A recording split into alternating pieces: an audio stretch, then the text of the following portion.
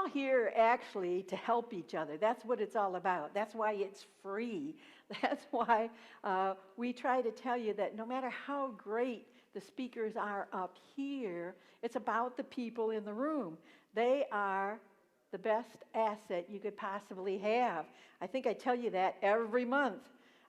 Everything you need is in this room. So quit trying to do it alone. It's time to meet up with each other. So we're going to do something that we only do once a year, and you are the lucky guys that get to do that. Okay?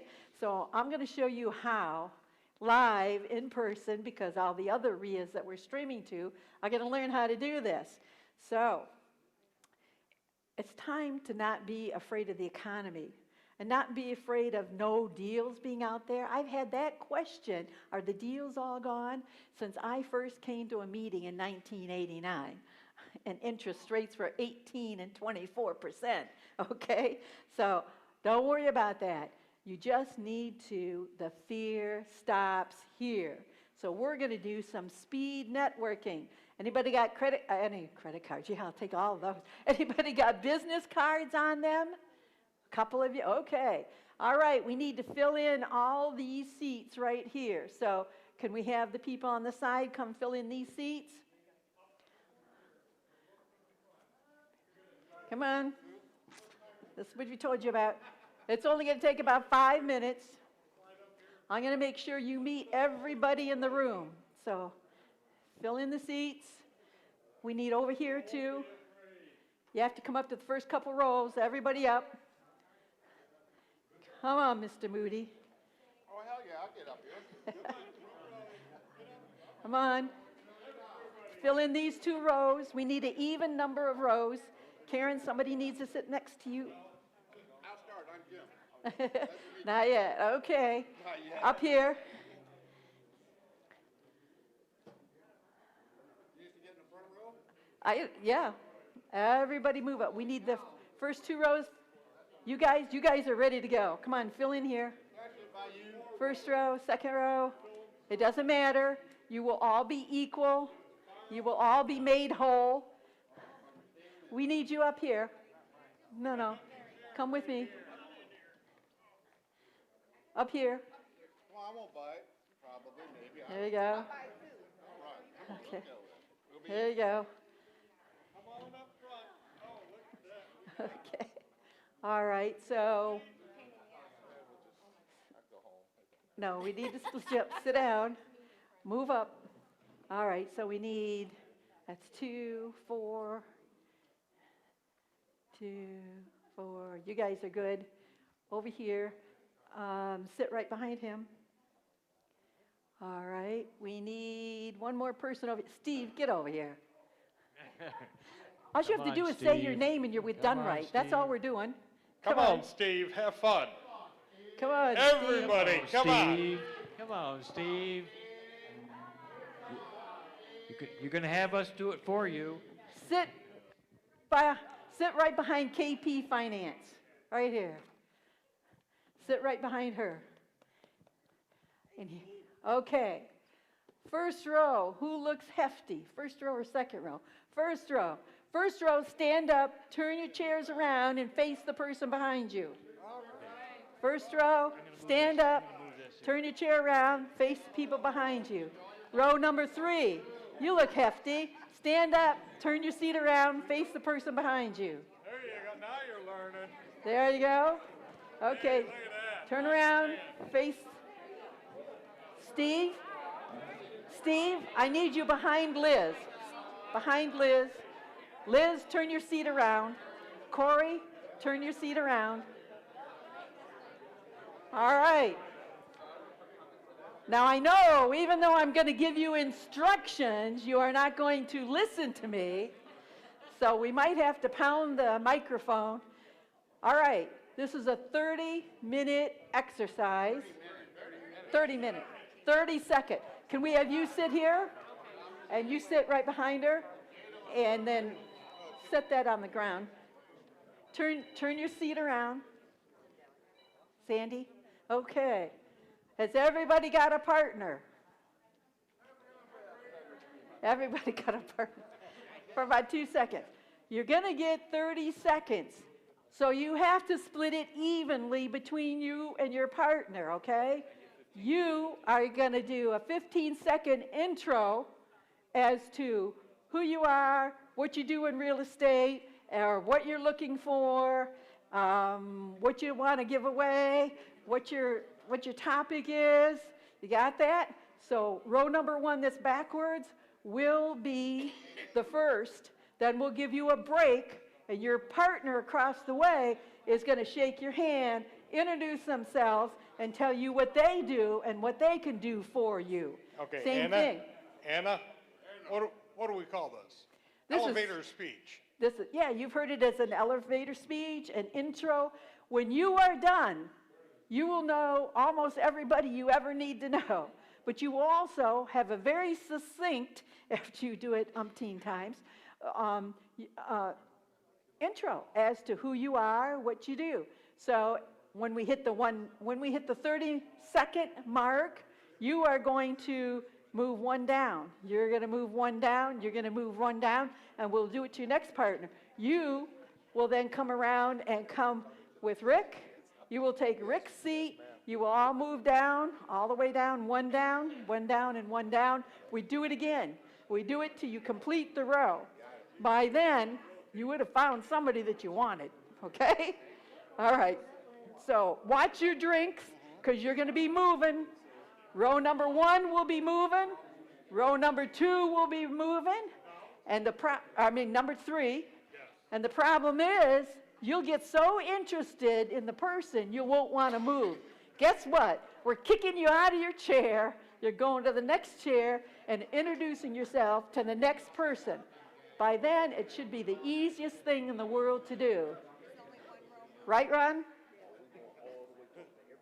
You do know your name. You're interested in real estate. You don't move at all. That's the good part. You don't move at all. Just the backwards people will move, and we'll be in the aisle to help you. Are we ready? We got a show tonight. We only have so much time to do this. Is the timer ready? Go. Row number 1. Introduce yourself. Go.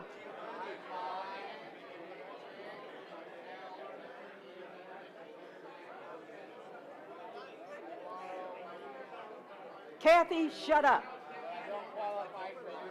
She's talking. Yeah.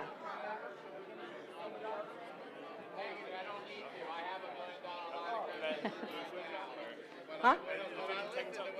Just a second. We ready? All right. Row number 2, introduce yourself. Row number 4, introduce yourself. No, you got to take 15 seconds to do it. Tell her more about Legal Shield. She knows all about it. We were talking while you were talking. Find out whatever questions she has. Where should I jump in? Let's see. Go take the end chair. And we need somebody. We need one person. Eric. Sit across from this guy. Time's up. Everybody move to the right. Row number 1, move to the right. Move to the right. Okay. Everybody in row number 3, stand up. Stand up. Move 1 seat to the left.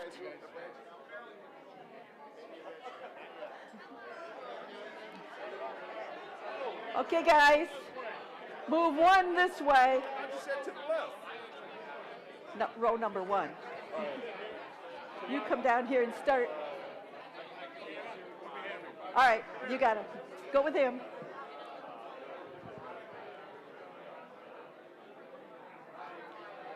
Come on, guys. This is like speed dating. Speed dating. Well, let me tell you, when do you turn 18? Yes. I'll give you your first $1 million idea. I'm not kidding.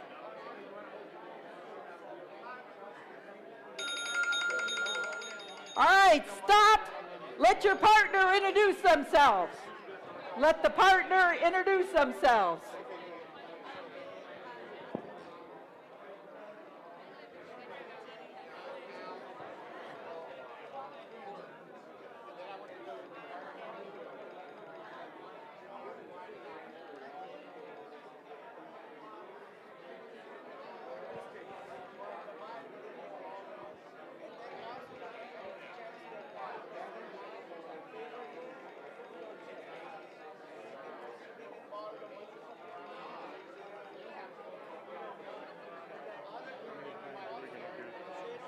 Trying to get him down the row.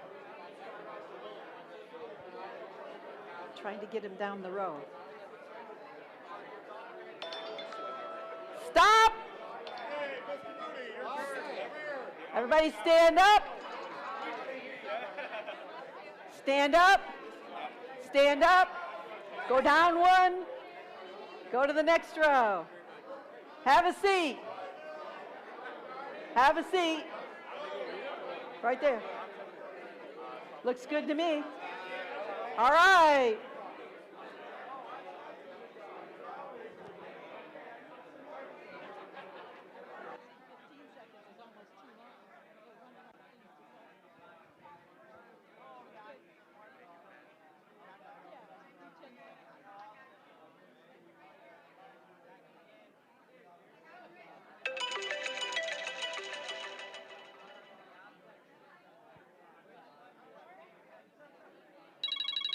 Everybody, stop.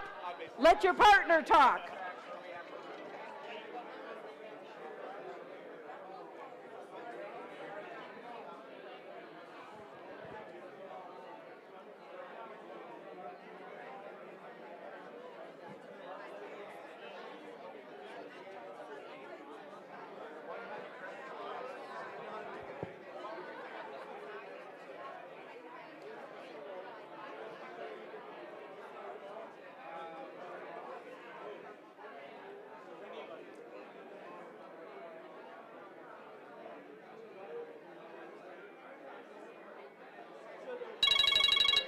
Stop. Stand up. Go to the next seat.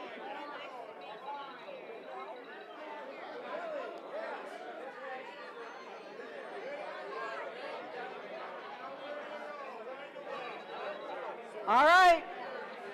Introduce yourself.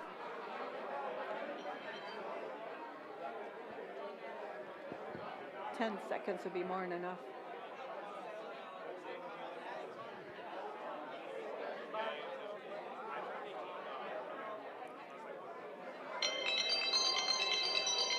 All right, let your partner talk. Let your partner talk. His turn. Good job. All right, John.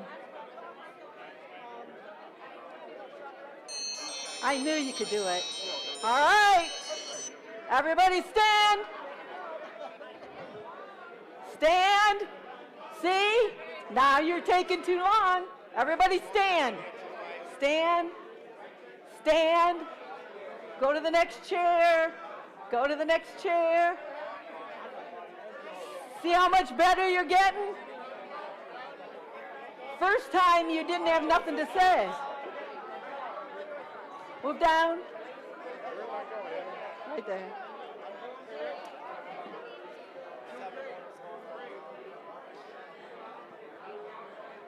At least they're talking.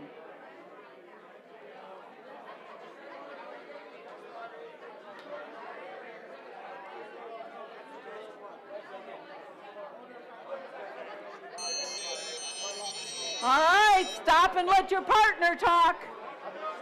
Let your partner talk.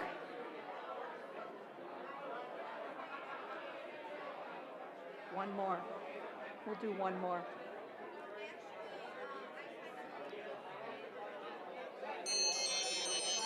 All right. Stand up. Stand up. See how good you're getting? Stand up. Move down one seat. Move down one seat. Jim, Jim.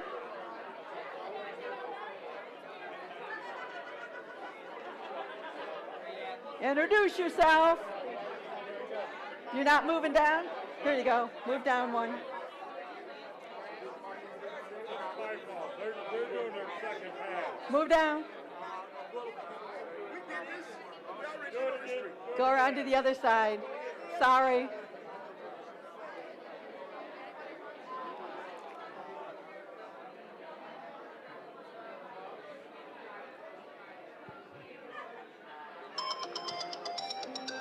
All right, let your partners talk. Switch to your partner. Let your partner talk.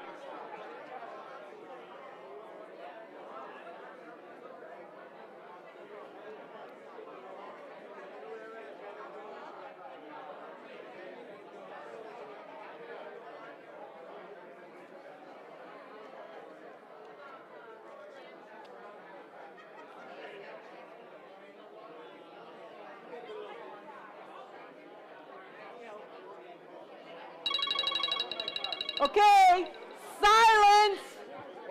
Silence. Everybody stop. Everybody stop.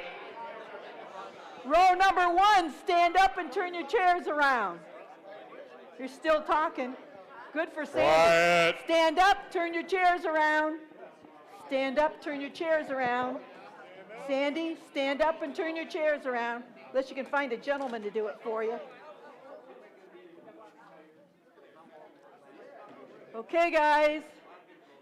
If you want to switch seats, you got 10 seconds to find a seat because we got a lot of stuff to do tonight. All right. I think we just proved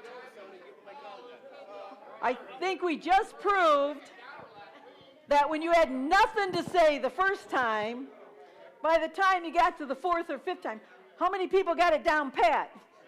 Who they are, what they want to do. Pretty good. I also proved that nobody can follow directions. Pretty good? Pretty much? Yeah. Okay. So, shall we get into some meat and potatoes? I need some people to pass out stuff. Lots of stuff. First of all, this is for everybody, even newbies, so this is podcast. Did anybody make any new deals? Did anybody make any new friends? Anybody make any new partners? I didn't see any of those. All right. Do not be afraid to talk to people. Your best contacts are right here. If they're lenders today, they'll be buyers tomorrow, they'll be sellers the day after. So if you didn't think they had money last month, they probably do this month. So, okay. Just want to let you know I'm handing out apps. The one is podcast. That's a lot of good ways to get your information nowadays. And that is actually from Tony. Tony, raise your hand. He gives you a new app, free app, may I say, every single month. Now, we also handed out, I didn't even take one. So we also handed out a bunch of rehabber apps, do-it-yourselfers. Is there any do-it-yourselfers in the room? Don't lie to me. You're all do-it-yourselfers. Who do you think you're fooling? All right. So there's a lot of good things on there. When you find you don't have it with you, here's an app on your phone that'll do it. I know I have a level on my phone. I have a tape measure on my phone. If I don't have it with me in the store, I all of a sudden have it for sure. So we're going to start by talking mostly about contracts and that. You were laughing at me earlier because I had a checklist. I think I had a checklist for everybody. Who was laughing at me? Brandon. That was you. You said, checklist? How do you think they got to the moon? Lots of checklists, guys. So I just want you to start making checklists for everything that you do, because eventually you want somebody to take over, or you're not going to be there to do it. Would you like to pass these out? Thank you, Sean. All right. So again, take some suggestions off of this. A checklist means you have a system, and that system means when you're not there, somebody else can do it for you. Matter of fact, little by little, you might train them so they do end up doing it for you, right? Isn't that the ultimate? I'm 75. What am I waiting for, right? So, again, think about a checklist, and here's a suggestion of some of the things that you could have on the checklist. But I really, really think the most important part is the back half. For those that don't go do your own repairs, and you send other people out, whether they're businesses, repairmen, or helpers, this is the 12 commandments for your repair people or for anybody that goes into your tenants' houses when they're occupied. There's some really good stuff in here. I'm not kidding. So, a lot of things like, do they set their tools down on their furniture? You bet they do. Right there on the kitchen counter, right? If it's a bathroom, it's on everything. A lot of things that they don't think about if you don't have a list for them. You want to keep yourself safe. You want to make sure they will be asked. I guarantee, we do all the government jobs. They will ask you, your repair person, to do more. Oh, can you do this? Oh, can you do that? Always. They have to learn to say exactly what you say when the tenant asks you that. So hopefully we're all saying, I'll check back at the office, right? I don't care if you're the owner. I don't care if you're the manager. I don't care who or what you are. You need time to think it over. You need to let them think it takes time to come to solutions. I had somebody ask if they could paint the room black. I said, let me check that out. Guess what? They never asked again because there was no instantaneous answer. So sometimes what they're asking you is just an instantaneous whim that their teenager obviously asked them, or they're in a brown mood or whatever. Okay, so just little things. Just because they might have a master key for a certain job and the place is supposed to be to work or whatever, you still always knock on that door. Actually, I knock on the door. I leave the inside door open when I go in so that it's not locked behind me usually. And also just yell out. I do that as a realtor. I do that as a maintenance person. I do it no matter what, because you don't know who's sleeping in where or who stayed over or whatever. Okay? So do not make any observations. Do not have your people talking about, oh, they got a 7-foot TV, or oh, they never picked the clothes up off. They are not to be commenting on anything in that house. And if you know, shall we say, you have a lot of females in the house, or you got some problem females in the house, you never send a male repairman alone. You need to send somebody else with him, okay? I always put my hand up and go with a repairman if I know I've got somebody that never wears clothes or whatever it might be. I've got a 90-year-old that just is allergic to clothes, I tell you. It's enough to shock the repairman, but still, if you got, a single lady at home, you might consider not sending the repairman in alone. Another thing I like to do is always make sure they take pictures of what they've done. Sometimes I have a list. I want a picture of the furnace filter. I want a picture of the job that you've done before you started it, after you finished it, of a part that you can't find. How many times do they come back and say, well, I need this? Your description is not what I would think of as a contractor. So maybe you should have taken a picture. I'm sure that's not what they really call it. Okay, so you never touch. I don't care if you have to move a couch to get to an outlet. You really should never touch their furniture. I offer a free paint job to my tenants yearly. Of course, the caveat is you have to put your furniture to the middle of the room. I can't touch it. I can't touch your stuff, and then I'll come in and paint. You know how many people have ever done that? 47 years, 80 properties, 1.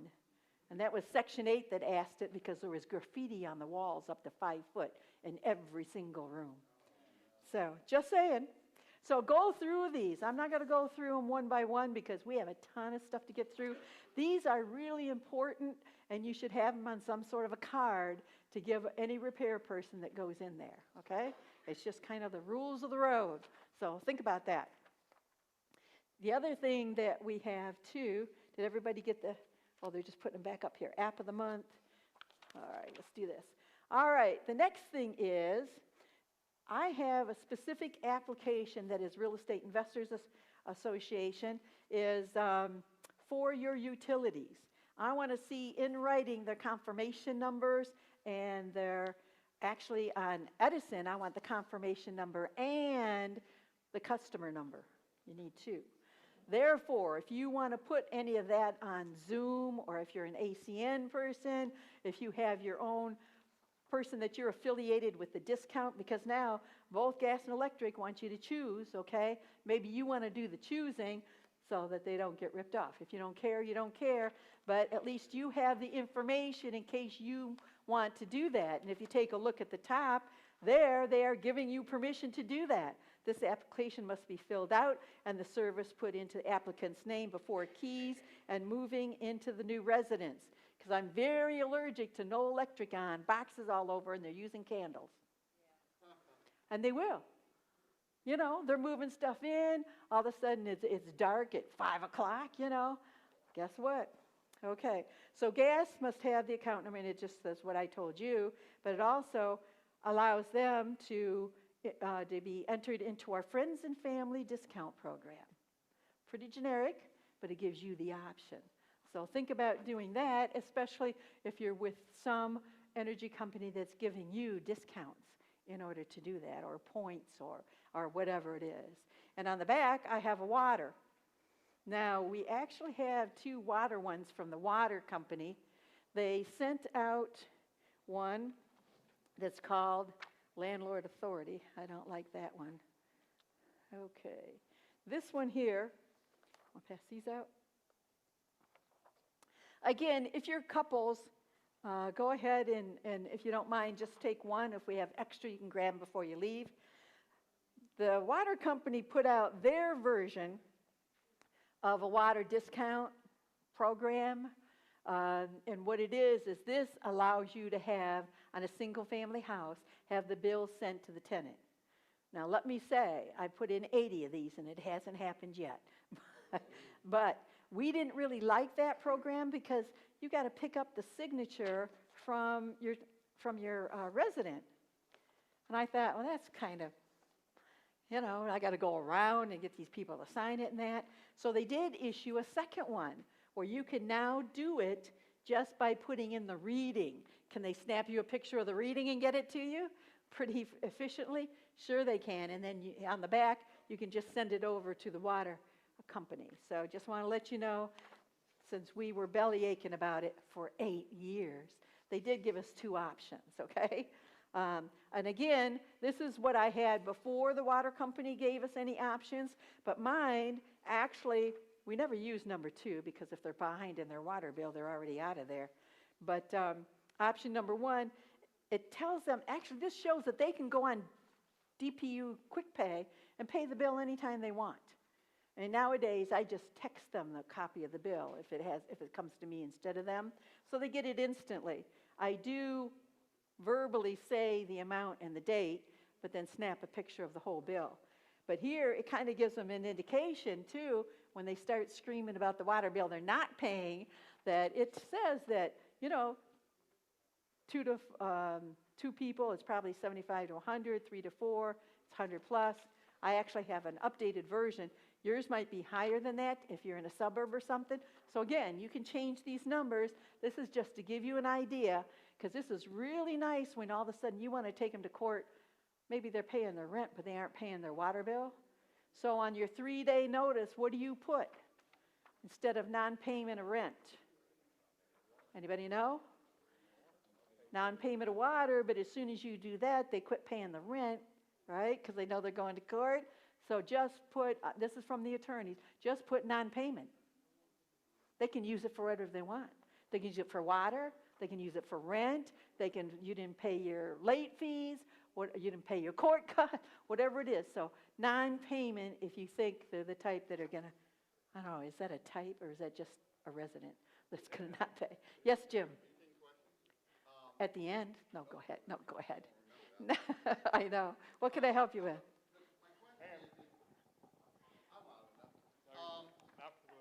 Okay, so my question is, at what point, if you have the water bill mailed to the tenants, when do you find out that they're behind on the water? How long does that happen? Oh, yes, that's an excellent question. That's why some people are afraid to give up that hold, right? They're holding that paper like, because you can go online and check at any time with just the address. They're not smart enough to do that, but yes, you can. Anytime you think that there's a problem, you can go on and check. I When- have it, when- I actually have it on my dashboard. When will the water company contact you, though? They're supposed to. That paper that we passed out says that they will contact you if there's a non-payment. You do know right now, too, that they're getting little white postcards that says, if you don't call us back and schedule an appointment, we're shutting off your water. Does everybody know that? Because you're not getting it, your tenant's getting it. So make sure they make that appointment. What they're doing is putting in the new meters that go straight downtown so they don't have employees anymore. Okay, what else we got? Oh, this is, if you want to dispute. Has anybody ever disputed a water bill? Anybody ever gone before their little kangaroo court? Well, they put 16 people in that room, and they're all, there's more departments in that water department than you can imagine. There was the meter, there was the meter technician, and then there was the meter guy that knows about the secret counter inside when your counter isn't working on the outside. I'm going, yeah, right. But they do tend to at least put you on a payment or something like that. And in the back of your head, you just got to say it's a deduction. It's a deduction. Yes. You've tried it with the dispute. Have you had better luck than me? No. You lost. I got a water bill because it didn't read. Guess how much it was? Oh. $12,000. Oh my gosh. Yes, you did.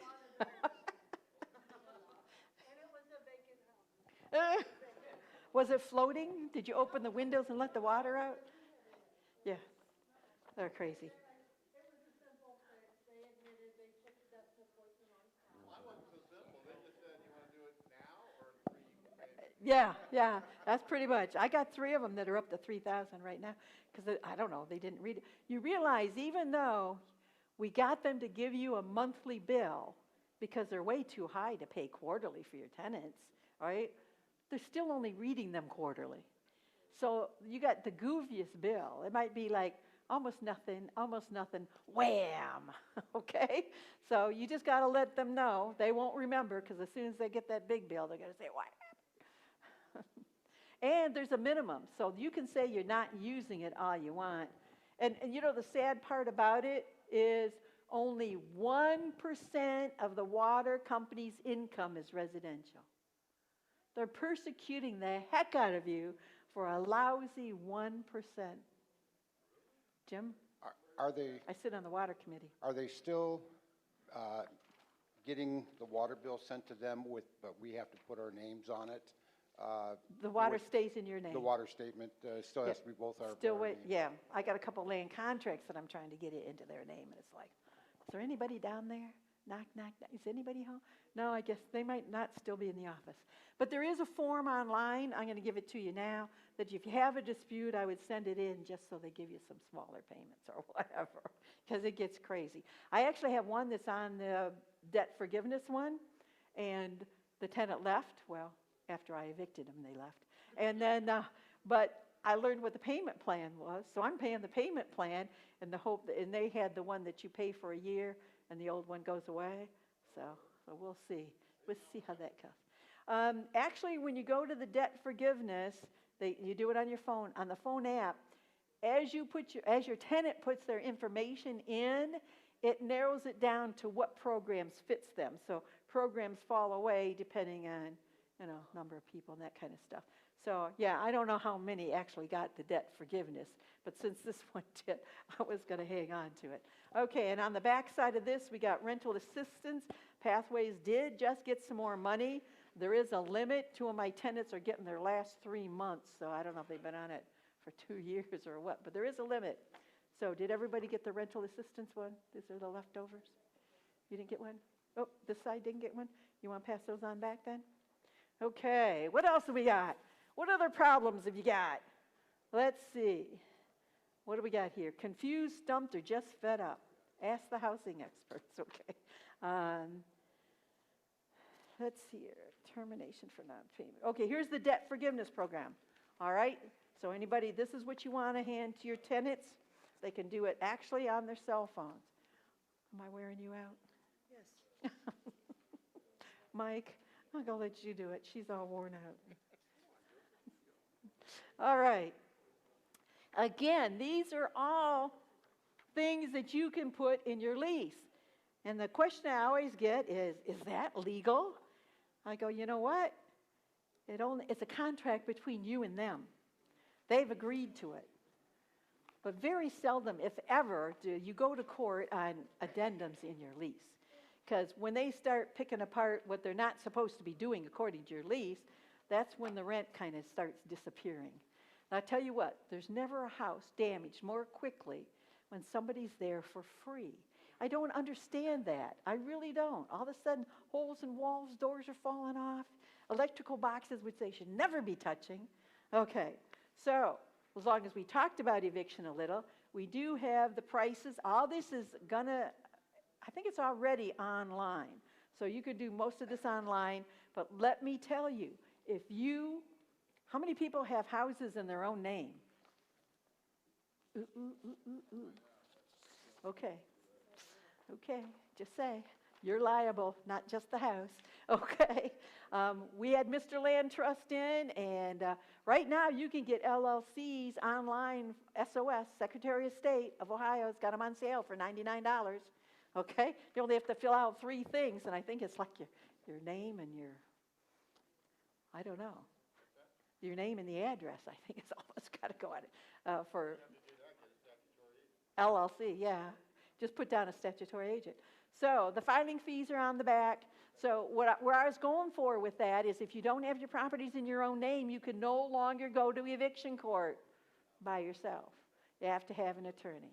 That's why we brought attorneys on board. So we have, Matt Weisenberger and Scalise, Squilante, I'm sorry, that, do, and maybe you have one. I'm just saying for those that don't. Now, there's extra documents that are required for you to go to court. So I'm going to give you an easy way to get those. Number 1, you have to proof of ownership. The easiest way to proof of ownership, thanks to Anita Lopez, is just to go on Aries and print the first sheet you see, okay? Proof of ownership. At least they're accepting it. I don't know why. They're accepting it, so why push the button, right? So that's real easy to do. Just make it a PDF and you send it in with your paperwork. And the other one is they want to know you're on the rental registry. Anybody not on the rental registry? I don't want to see your tax bill. If you're not on the rental registry, you can actually just Google Lucas County Rental Registry. It comes up. You only have to fill up the top, fill out the bottom. If you put your email address at the bottom, you instantly get back a receipt. There you are, ready to go to court, ready to fight the tax bill, and it's free. Doesn't cost anything. It only costs if you don't do it. Okay, and that's true with the state. That's actually been a law for about 10 years with the state. Free if you do it, not so free if you don't do it. There's a penalty. So everybody got that for evictions. What else are we having complaints about? How about the new rental laws? Somebody asked me that on the way up here. All right. Does everybody know Toledo passed some new rental laws? Does everybody? No, they didn't publish it, did they? Does everybody know how many? Throw out a number. Last year. Yes, 11. One every month last year. And then they saved rental lead law for this year. So here we have a little synopsis of 11 of the laws.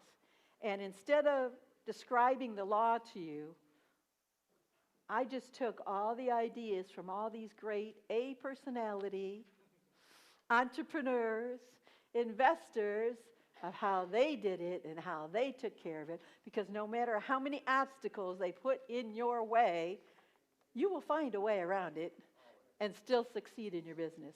So landlord registration that we just talked about, the deadline was June of last year. So now you can't say that you didn't know. Of course, you could have just got another property or whatever. So again, it's instant, it's online, it's needed for evictions, but it's only when it's rented. If you are renting to family, it doesn't count.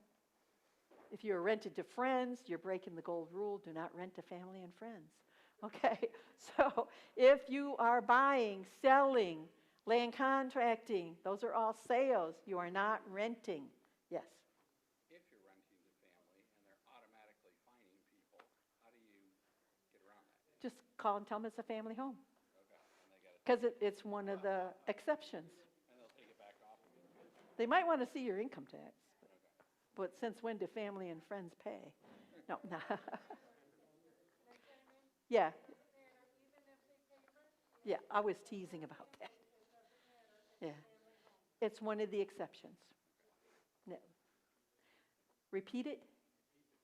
Repeat the question was, what if the family's paying rent, right? Well, if you have a family. If you have a family, it doesn't matter. It is one of the exceptions in the law. And in regards to, if they automatically put this fine. If they automatically put it on, then you can quote the law back to them. Sorry, we're being taped, guys. I'll try to remember.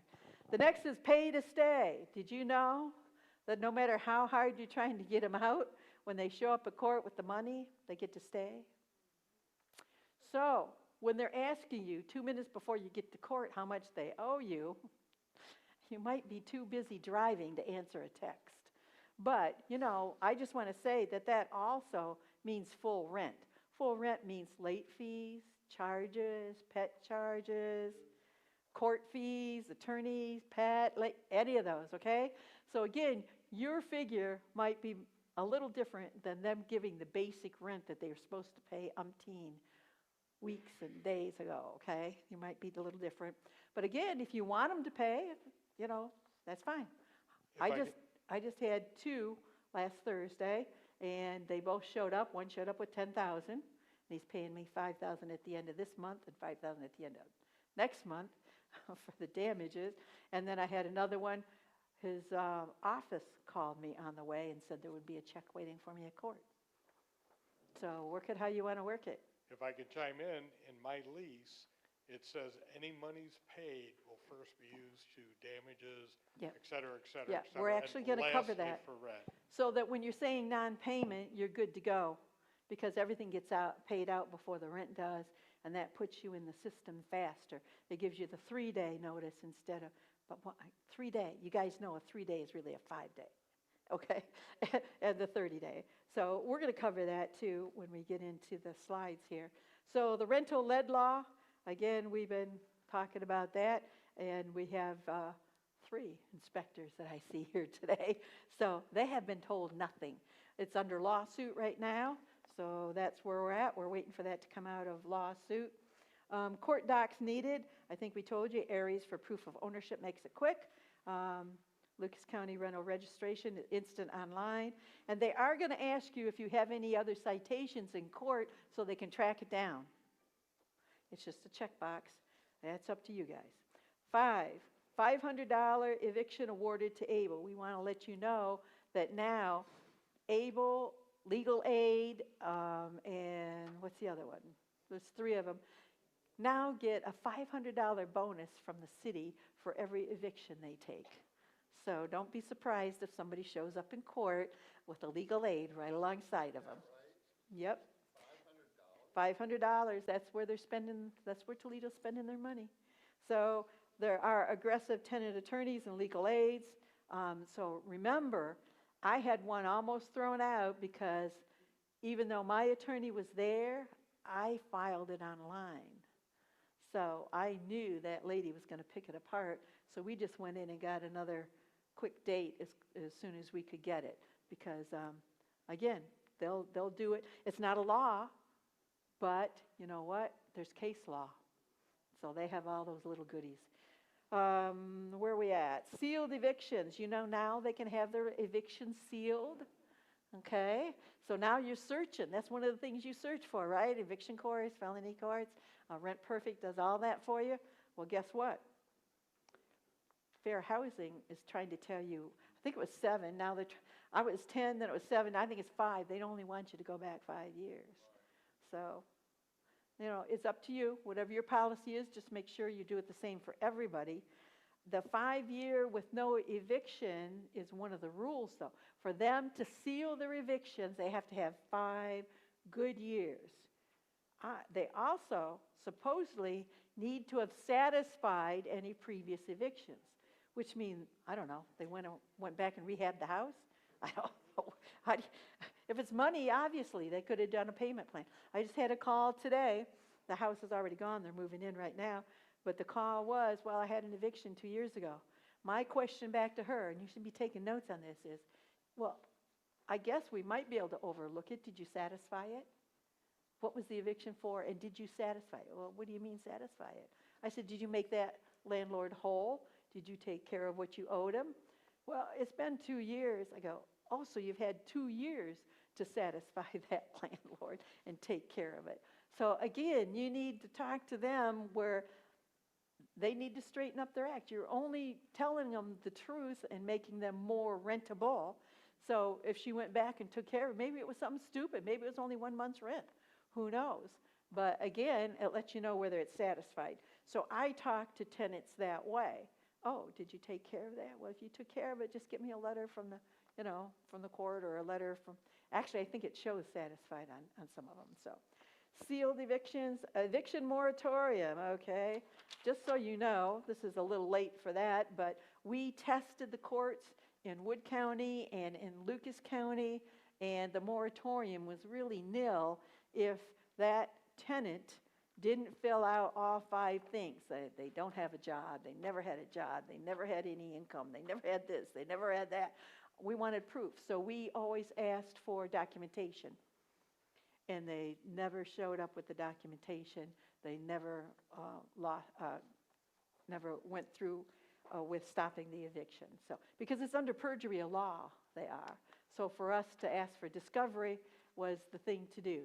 So remember, anytime somebody, says COVID or whatever, say, give me the paperwork. Show me that you had no place to go. I mean, those 5 criteria were pretty strict. You had to basically be living out of a box in the backyard or something. And the one we tested again, we took a picture because there was a 28-foot motorhome in the backyard. I think she could have found some place to live. Okay, source of income, short-term rentals. Yeah, that went through too. Unfortunately, if you're going to do a short-term rental, they now want you to go through all their criteria, pay all their fees, and then they want you to hand out cards or notices to all your neighbors. Does it sound familiar? That's what sex offenders have to do. That's pretty sad, So I'm just saying, know the rules. Not so in the suburbs. This is a Toledo thing. This is a Toledo City Council. That's why I don't feel bad about attacking them for wasting 6 months of our certificates, okay? I polled City Council to see why are all these crazy laws. What is the problem? Since Toledo is well over 50% rentals, you know what? Hardly any of them owned homes. City Council are tenants. Right. Who's making your laws? Right. Duh. Okay. Last I heard, one of them, the lead law guy, he's reapplied to run again, and he's still under the FBI hold. Go, what? Is that the best Toledo could do? Really? Okay, so 11, water resale bill. This is for those that have multi-units or even single family, okay? If you are charging them different than what's on the bill on a monthly basis, if they're just paying a set fee and then you clear it up when you hit the 4th month or whatever it is, be very, very careful. You fall under the resale law just because they don't know how to make a law that's against all the commercial people, okay? Instead, I'm just saying, be very careful. This is really more for mobile homes and multi-units that they're given a water charge. So, again, if you have any questions on those, we can cover them on a one-by-one basis. Any other problems that we have? Let's see, what do we got here? 14 questions. Here's the top Ohio questions of landlords, of tenants. This is what your tenants are asking. Can I bother you, Rick? Thank you. I wore out my board members. Yeah, everybody. Anybody that wants one, raise your hand if you didn't get one. Okay. What is the grace period for rent in Ohio? Anybody know? What's the, you're raising your hand for the, all right, I got you all the answer now. Anybody know? What's the grace period? Nope. There is no grace period in Ohio. It's whatever is in your lease. So no, if mine says You get a $50 reduction if you pay the first or earlier. Starting day 2, and Rent Perfect sends them an email every day with $5 higher and $5 higher. Well, actually, the second day is $55 higher, then it's $5 higher, $5 higher. And they get a notice. That's another thing that Rent Perfect does for free. They send you a notice every day so they can see it going up. So you don't have to keep reminding them. They're getting hit with it every day. What's the maximum late fee allowed by law? I hope. I wish. But now they're telling us that Dayton, Ohio has a $25 limit. Now, I got a paralegal in court that told me the most I could do would be $52. But again, I settled out of court with that tenant. So a paralegal's telling me there's case law that says you can't get crazy with it. I don't think $5 a day. They can stop it any day, right? But again, you know, I guess that's 10 or 11 days. So.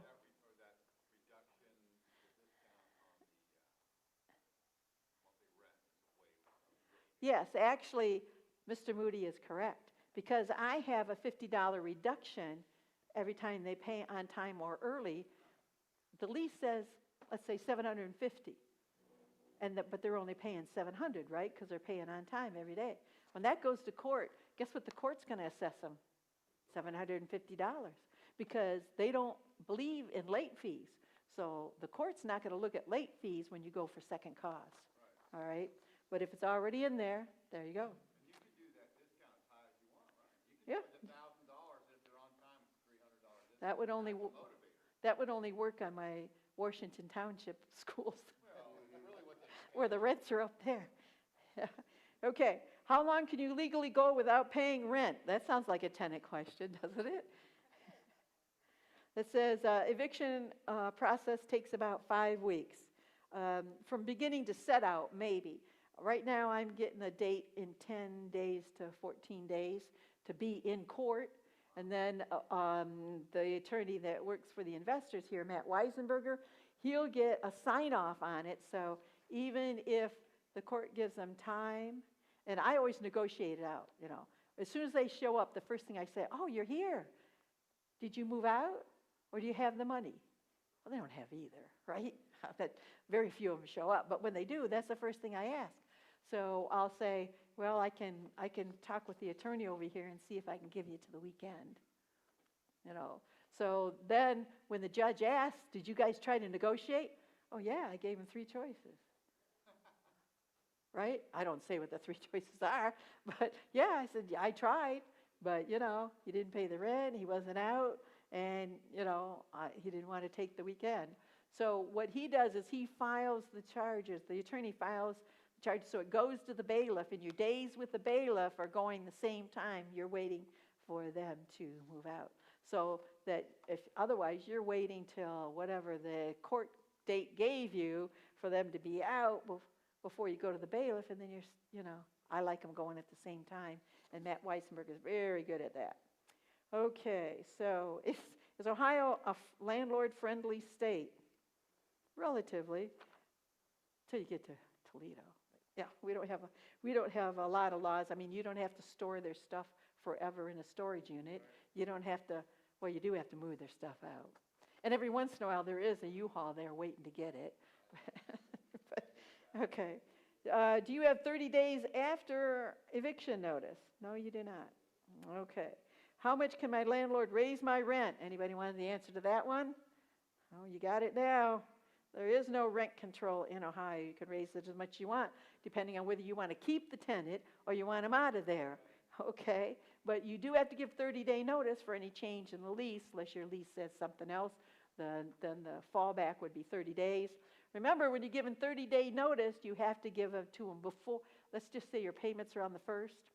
You have to give it to them before the 1st for the 30 days to start on the 1st. You do it any time after that, it won't start till the next 1st of the month. Yes? Just a comment, we should tell everybody that there's a law in Ohio that the cities and the municipalities can't pass rent control either. Yeah, currently, thank God. Here's our legislative guy. He's the one that's going to go down to the State House. Okay, he said that there is currently a friendly law in Ohio that says that municipalities and other jurisdictions cannot pass rent control laws. So that's probably the only reason Toledo hasn't done it yet, right? Okay. What are my renter's rights in Ohio? And then again, probably the only thing is the security deposit. If it's more than 5%, I believe, of the rent, then you have to pay interest on it. But of course, mine's already $50 higher because that's what the contract says the rent is. Can a tenant refuse entry to a landlord? Not unnecessarily. So here, these are nice things to have to show your, because they think they know the law, right? My brother said, my attorney said, whatever. So what is the monthly limit and amount can charge for rent? Well, there's no limit. Can a landlord do random inspections? Of course he can, but you obviously can't be invasive. You can't just show up at a pretty young lady's house constantly wanting to inspect it, okay? All right. Can you be evicted for having a messy house? What's in your lease? Almost every time a landlord calls me and says, what if? And I talk to a father and son, and he's going, what if? What if? What is in your lease? That's exactly why we're doing contracts, clauses, and addendums, so you've got a foot to stand on. You've already told them that, and I like to just cut and paste and send it in a text. Oh, the office said this. Oh, your lease said that, Take it off of you or me or anybody else. Just, oh, this is what it is. Okay, can I evict a tenant myself? No, you can't. I don't know why it says you can. You can't any longer because they passed the law that an attorney has to do it, unless the house is in your name. If the house is in your name, you can do that. What to not do? What is illegal? You can't change the locks without notice.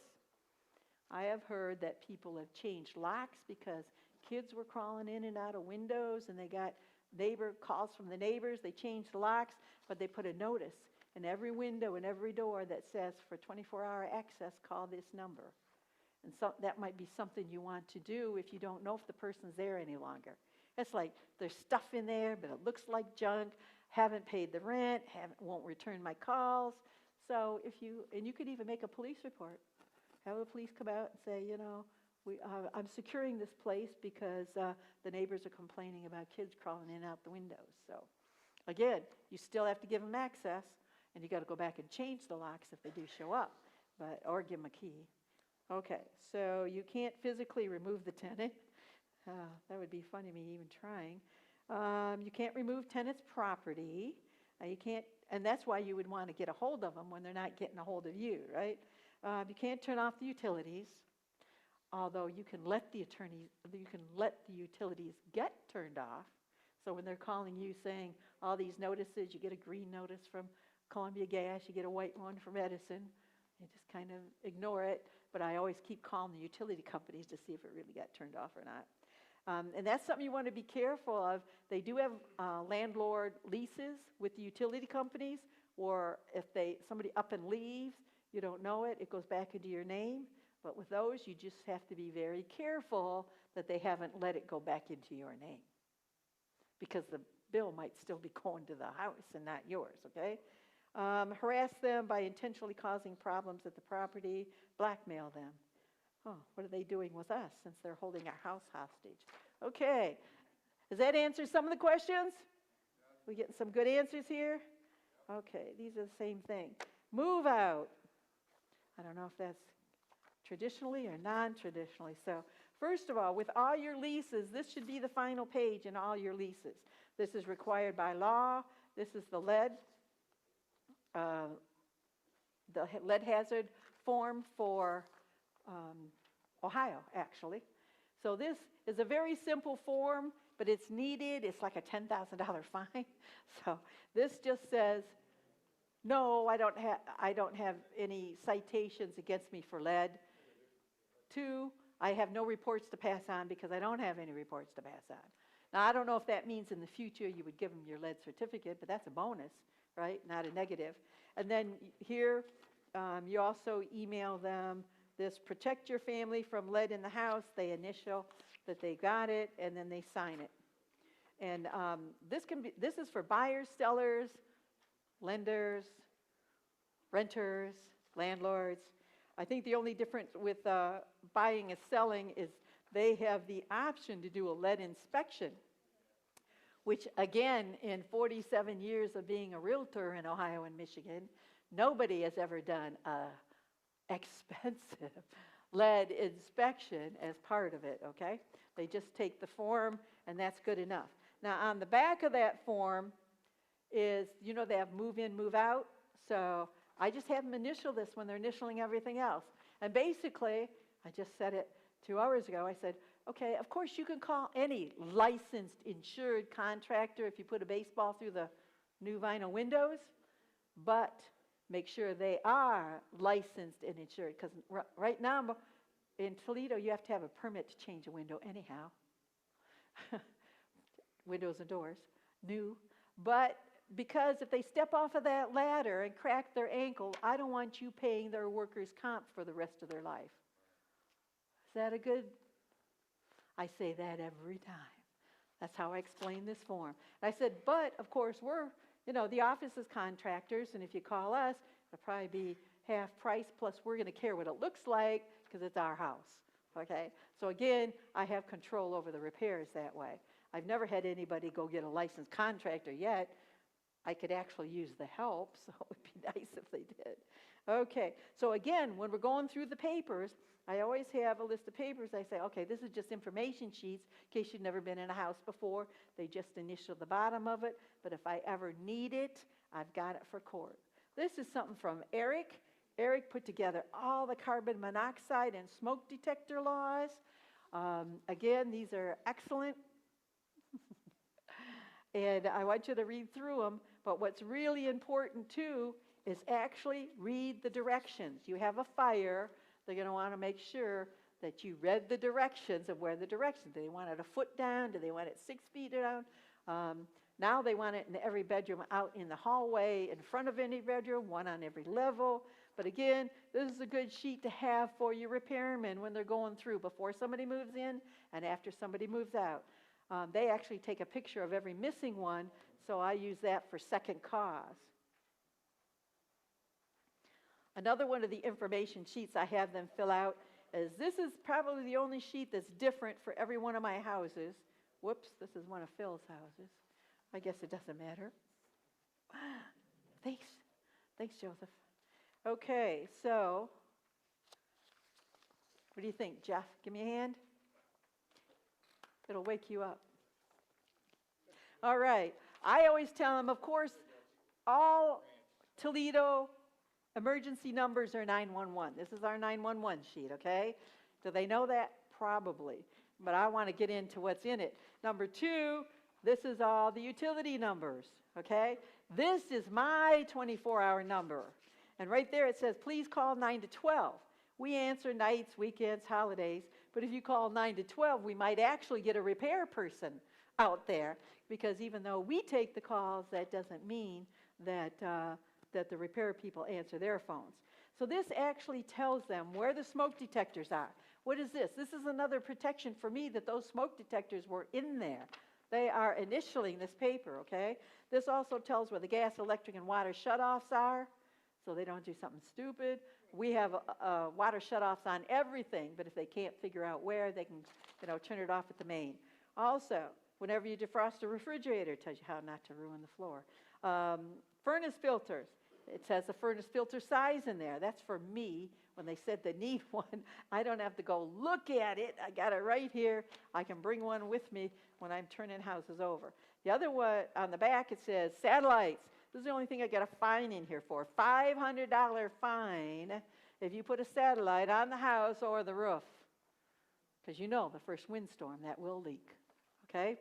So, again, disposing of liquids. Even though we have the fancy faucets, come out and pull all over, guess what?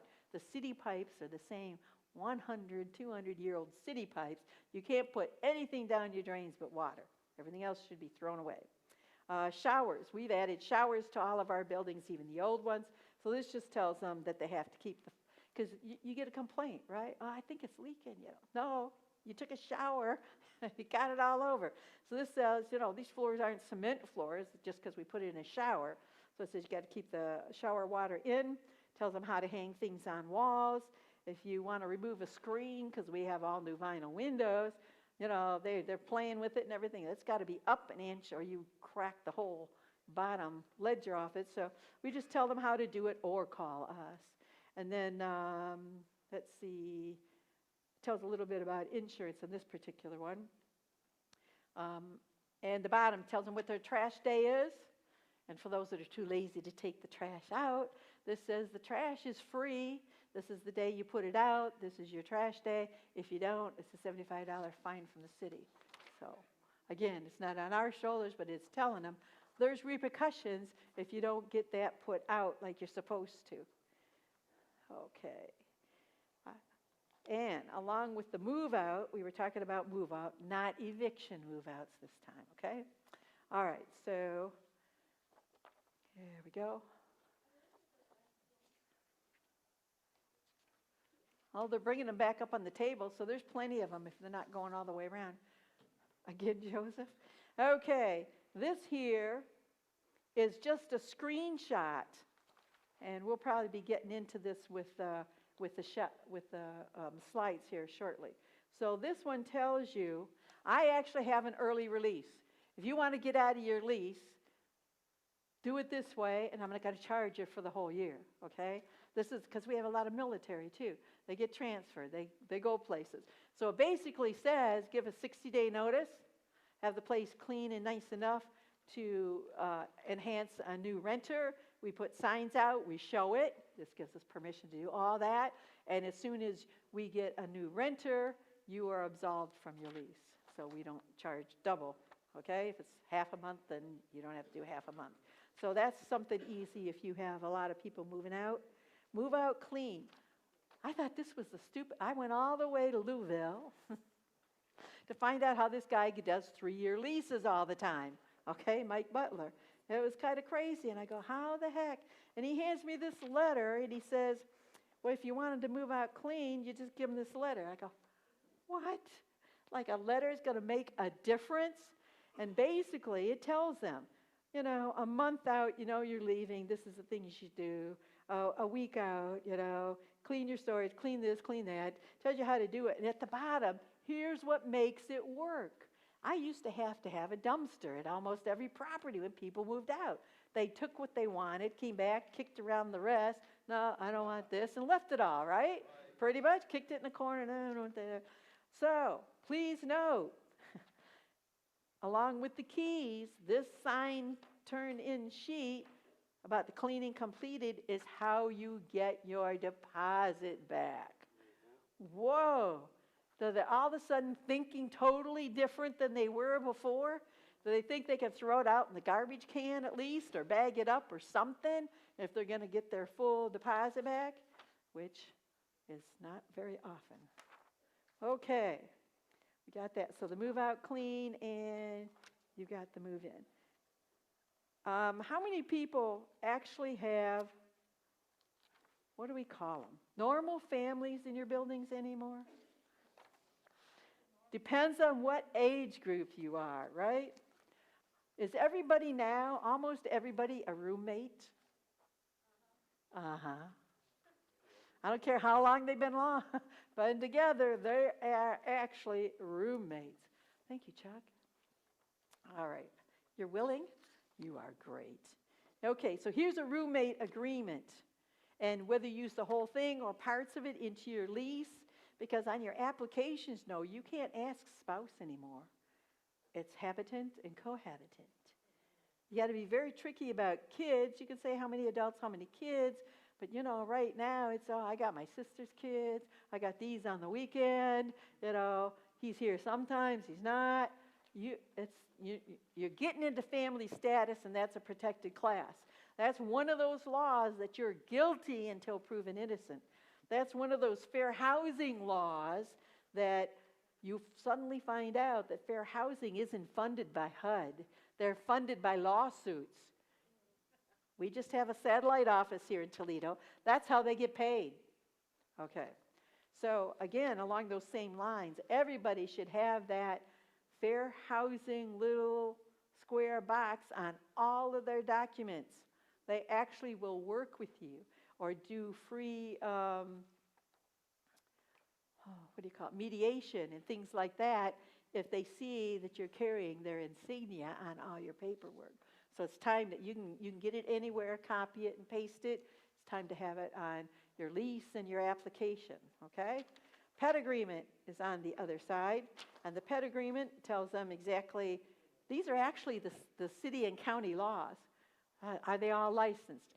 They prove it. Are they all on their insurance? They prove it. Are they all on your rent? Yeah, on your rental insurance. Are they all licensed through the city? Are they all? These are the rules and regulations. What if they have a litter? What if, so again, I want to see it on their insurance before it comes off of my insurance, which is really nice about Rent Perfect because for, I don't know, $4 or $5, you can get your insurance right online there. And guess whose name's on it? The housing provider. Okay. So again, here's the rules, and any one of them would probably, if you have an undesirable, be all set to go. But the most important part of this to me is that if you tell us you have one, it's a $50 move-in, not deposit, move-in fee, and $50 a month. That's what we charge, okay? You can change that to whatever you want. But if you do not tell us, and it comes to our attention that you have pets or barking or whatever, it's retroactive to the beginning of the lease. Okay. Well, again, they're coming down with some decent rules on these comfort animals. So we might get into it with the session. So let's get started with that. All right. Let's see if we got, yeah, I think so. So you got the move in, move out. So somebody's going to show me how to use this, right? Oh, that's a, where's the tech guy? Yeah, I don't have a TV. How do I forward? I'm getting the red pointer. There you go. We got a genius. Round of applause for Eric. All right. Okay. So again, why have I got that up there?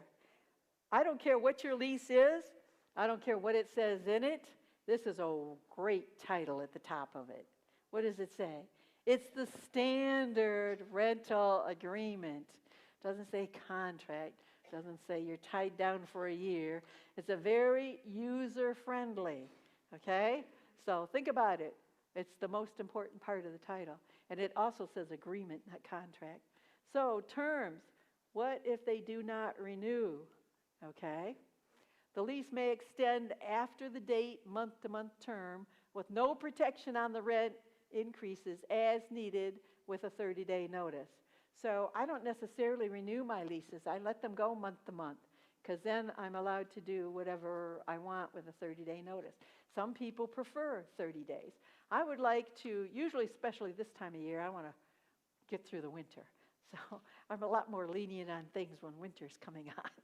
Must be because when you're 75, you're cold all the time. Okay, possession. What if they refuse to occupy? These are the questions that you guys sent in, okay? What if they refuse to occupy? Anybody ever had that? All of a sudden they sign the paper, maybe they don't want to move in. Well, I don't owe you the money, we didn't move in. Well, guess what? It's a contract. So there's this one called possession.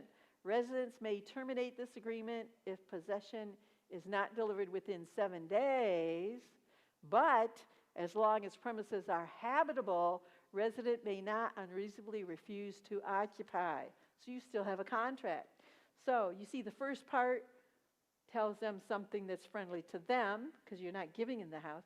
But the other one is the one that you would be using if you needed to with the 30-day notice, and that's they cannot unreasonably refuse. And usually if they've got a really good reason, I don't have a problem. I'll just re-rent it. How do I increase the rent without losing my tenant?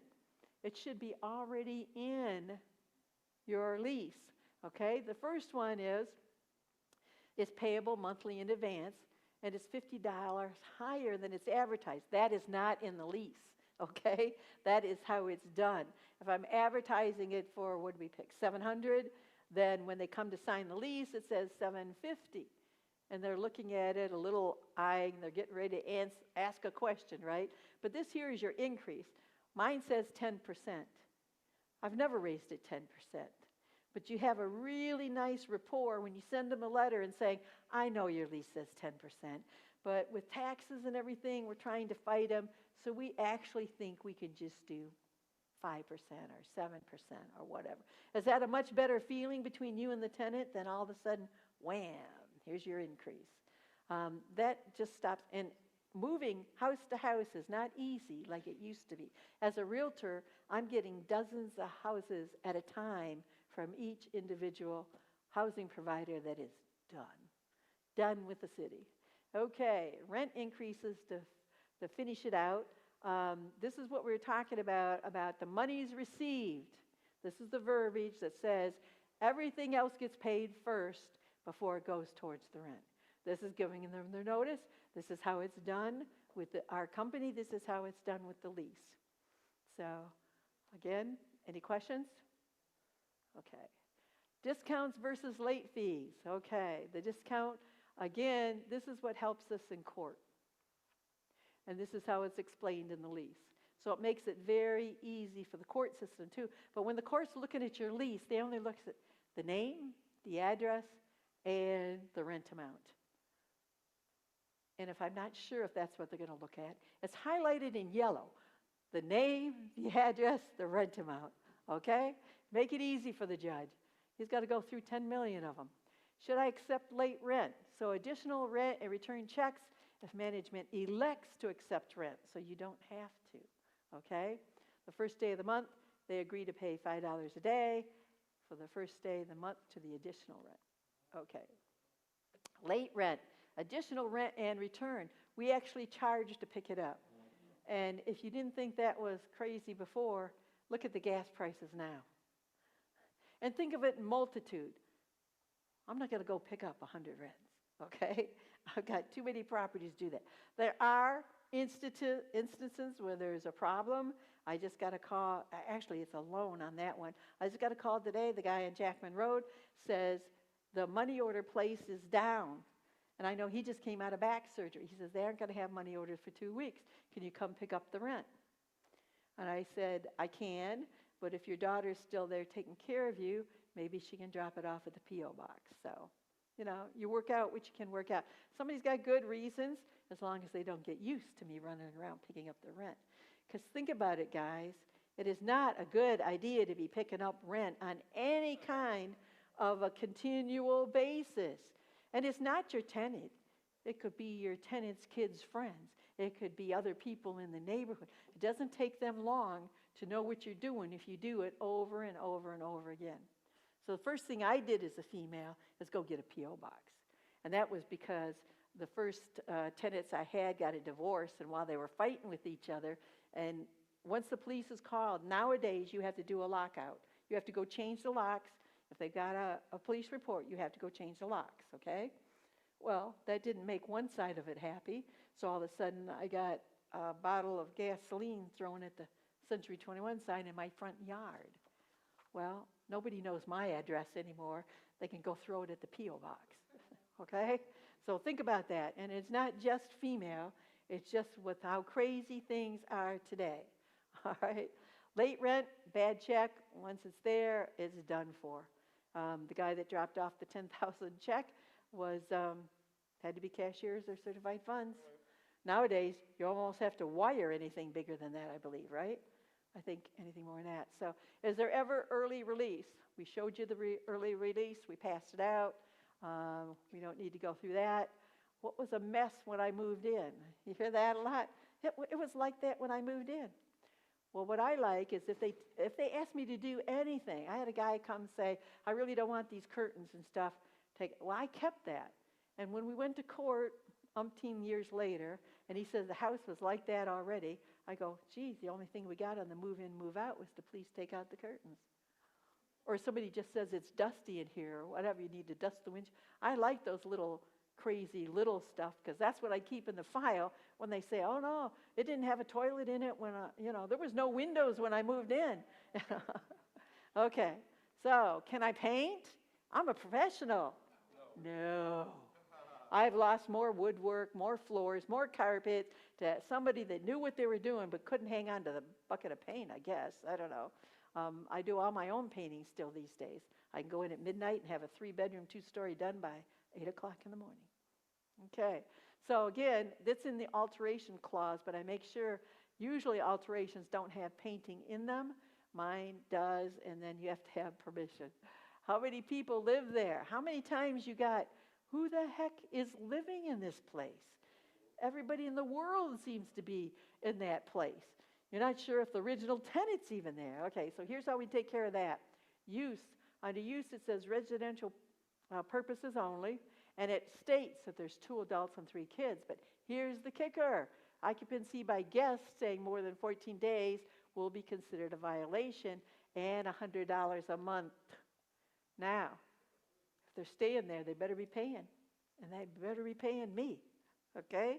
So again, that makes the person that is paying the bills, if they're still paying the bills, it makes them think twice before letting somebody stay over. Again, you're putting the monkey back on their back. I didn't do it. The property shall comply with all state and local. So unlawful purpose or in any manner, so it doesn't matter whether it's a guest, whether it's you. This lets them know they're responsible. Doesn't matter if they did it, unless it was an act of God, or something really unusual. House rules. This means everyone. So we actually have a list. Ours needs a little updating because alarms, we don't care anymore because you don't have to put them through the wall. Landlord locks, I have 1 key for all 85 properties. So you are not changing my locks, okay? I have 1 key, and I have 1 key that changes it. They look almost identical. I can stand in front of the door with the tenant to my back. I can change the lock and put a new one in 2 seconds, and they don't even know I've done it. What's nice is if you've done a lockout to see what the heck's going on, or they say, I can't, my key doesn't work, I can walk up, put my key in, and all of a sudden their lock does work. Say, must have been stuck.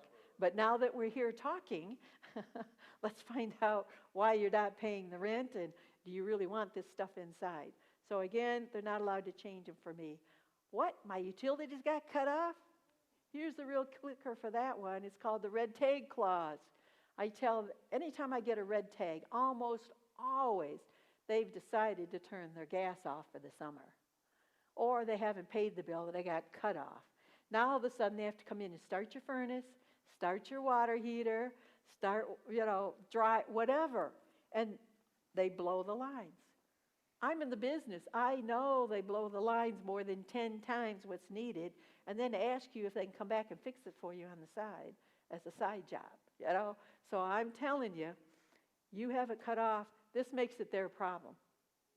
So you get a red tag, and we'll take care of it, but we'll charge them for it. And it also, usually, for what little you would think you would save during the summer to have your gas cut off, it wouldn't be worth having a red tag.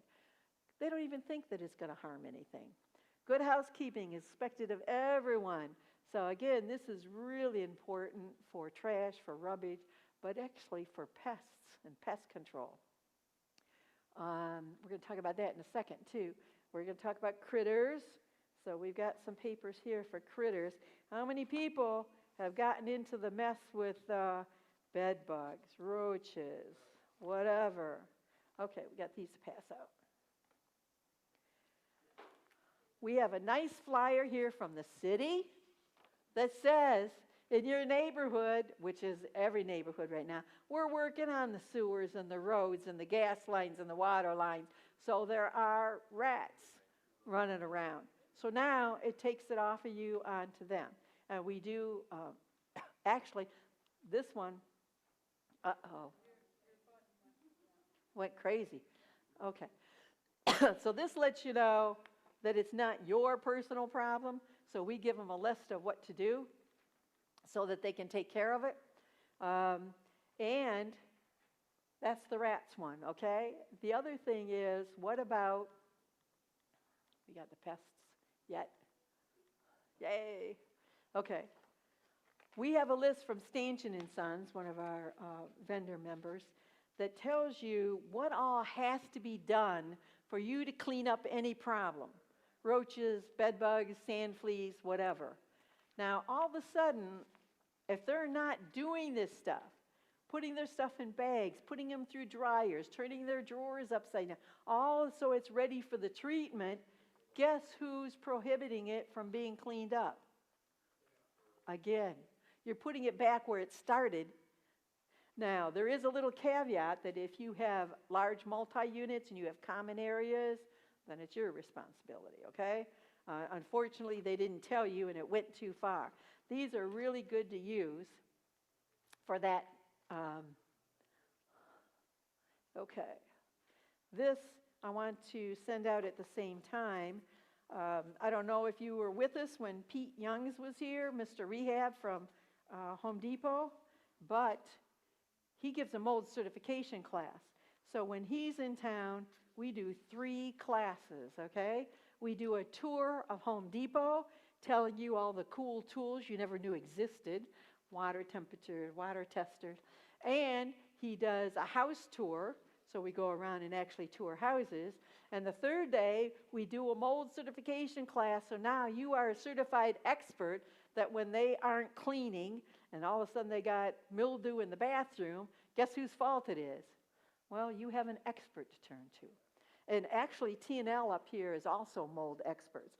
But again, you have a certificate, so if any that you can put with the file and says, we went in. Does everybody know what black mold is? Who can say what black mold is?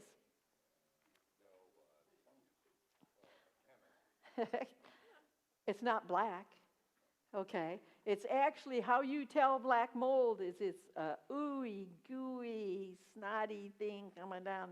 It's not this powdery stuff that you see just because it's black. So when they go around yelling black mold, you can counteract it right away. And mostly we give them a paper telling them how to clean up, okay? So again, by dating a copy of this and keeping it in your file, you can show that you've tried to correct this problem. It was in their lap, and did they take it forward? Did they take care of it? Or is it still a problem? Okay. Did everybody get the mold one? Yep, okay. There we go. So, again, stick with us and we'll get you certified in all kinds of stuff. Okay. All right. Now, did anybody want to go to the lead session? I do have the applications here for tomorrow.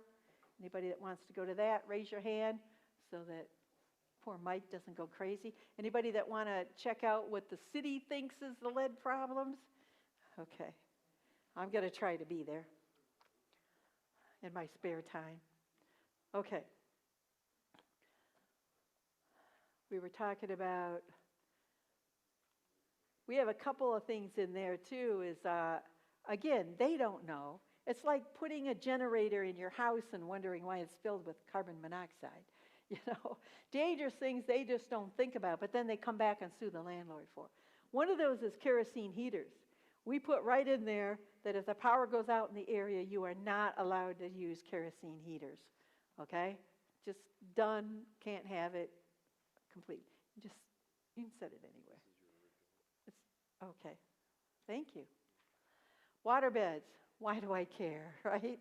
Actually, the clause says whether it's 155-gallon fish tanks, organs, pianos, freezers, waterbed, you have to let us know because our insurance wants to know, and I want to know because I'm going to tell them that my insurance won't accept those things, you know, because they're huge. Have you ever gotten the mold and algae off of a fish tank that big? You go, it's only fish.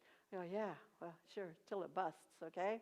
So again, we have it in the lease in case we need it. Junkyard vehicles, okay? This just tells them what they already know. You leave a car up on stilts, and sooner or later, a neighbor will call. There's always one in every neighborhood, right? So have you ever had to push one into the alley? You ever had to push one out to the street? It disappears real easy if you get it out to the street. Have you ever had to cut one in half because you can't get it out of the backyard? Well, you got to open both doors and go across the top first. So I'm just telling you. I know somebody that needs a semi-trailer. Talk to Carter's. Did you win for the tallest grass and weeds? Again, put it in there. It says yard care, and this is under the rules of the house. Yard care, it tells you responsible. Now let them know, I actually have a senior vet that goes around and does my empty houses. So if your lawnmower broke or whatever, there's absolutely no reason to not tell me. I mean, he charges like $25, $30. He's there 3 hours and even weed whips, so I mean, come on now.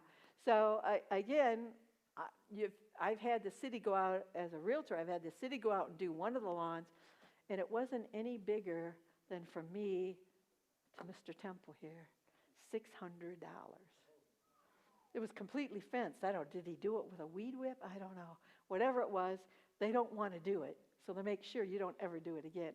So again, how do you handle that? Back to the first thing we said. All monies, I usually post a notice on the door that says, if it's not done by, say, this weekend, then a crew will be by to do it, and you will be charged for it, and it will come out, if it doesn't come in before rent, then it'll come out of the rent, and you'll be late with rent, and you'll get a 3-day notice for eviction. How do I get them to pay? Again, deduct it from them, deduct everything out that they owe, and send a 3-day notice. Do basements leak in Toledo? Really? Where are we built on? The Black Swamp area, guys. So that's my excuse. It just says, I can't guarantee anything. I haven't had problems with my basements.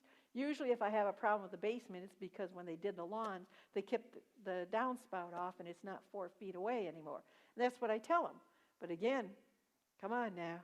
So I don't guarantee it. I don't want to hear about it if it leaks. It should be on your renter's insurance if you got anything down there.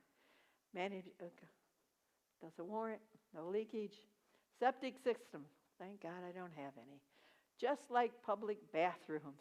If a resident has a septic tank, anybody got septic tanks? We can skip this then. Comfort service animals. Who was just asking about that? Where'd Sean go? Sandy. Okay. No pets, birds, fish, or other animals of any kind, permanent or visiting, indoor or outdoor, shall be permitted on the property without prior written consent. Now, the airlines have fought this battle with comfort animals for us, and they are winning. So documentation is needed. You don't necessarily have to share with the person with the comfort animal, and we're not talking about, feeding, the blind people and things like that. We're not talking about disabled. We're talking about somebody that wants 6 kittens or a boa constrictor or whatever the heck they want. They have to have, and this is new ruling from Fair Housing, they have to have documentation from a doctor, not off the line. It has to be in your general area, okay? Somebody that you can call and say, did you write this? And it has to be specific in it for that person and for that animal. And you do not have to instruct them on this. You could just not accept the animal till they get it correct. You with me on that? Some things you don't necessarily want to tell them. If it's a comfort animal, falls under that comfort animal or emotional animal, can you require the renter's insurance? Definitely. All animals are on renter's insurance. Even service animals, yes. Comfort animals, all that. Yeah, jazz. and if it's a dog, it should be licensed. I mean, all the city rules are on the pet agreement that I gave you. So, yeah, licensed, bonded, and insured. Well, not quite. Shots, anyhow. Okay, annoying critters. Again, if it becomes bothersome at any time, this lets me to remove them. And this is where right in the lease, if they have an animal, I got the pet and the pet's name. I might even have a picture.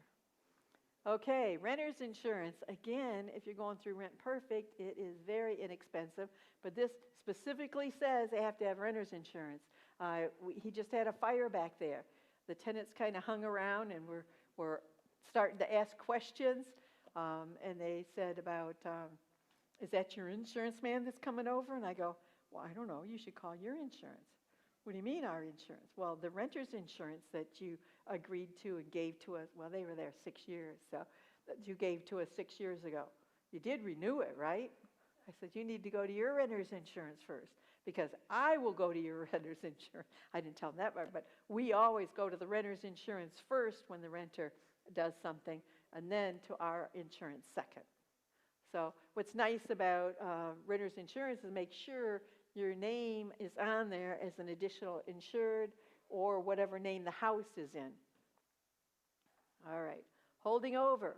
It's not a bad thing. We talked about that already after the first year or 2 years or 3 years, whatever you signed them up for.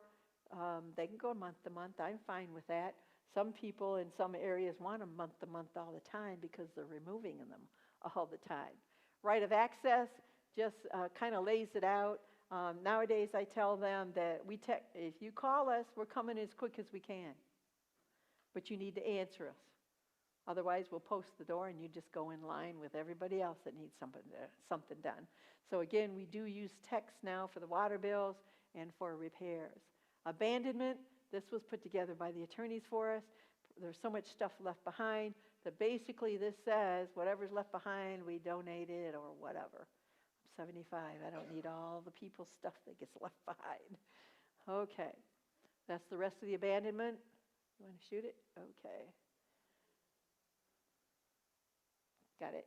All right. Gender. This is on the last page. This is the latest one we've had to add.